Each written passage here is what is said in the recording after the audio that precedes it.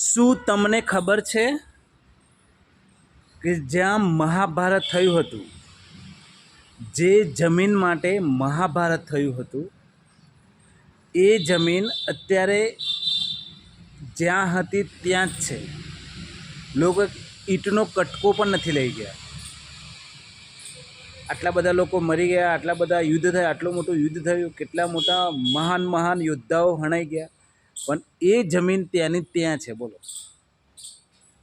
અને આપણે લોકો અહીંયા બધું યુદ્ધ કરી રહ્યા છીએ જમીનો માટે, ટુકડાઓ માટે. લો, હવે આપણે જેટલા તો મહાન છીએ નહીં કે મહાન યોદ્ધા હતા, તો એ કશું નથી લઈ ગયા. અને આપણે શું લઈ જવાના? તો એ લોકો બાકાજીકી બોલાવી રહ્યા છે. સાચી વાત ને? હશે, કદાચ લઈ જવાનું હશે એટલે આવું કરતા હોય લોકો.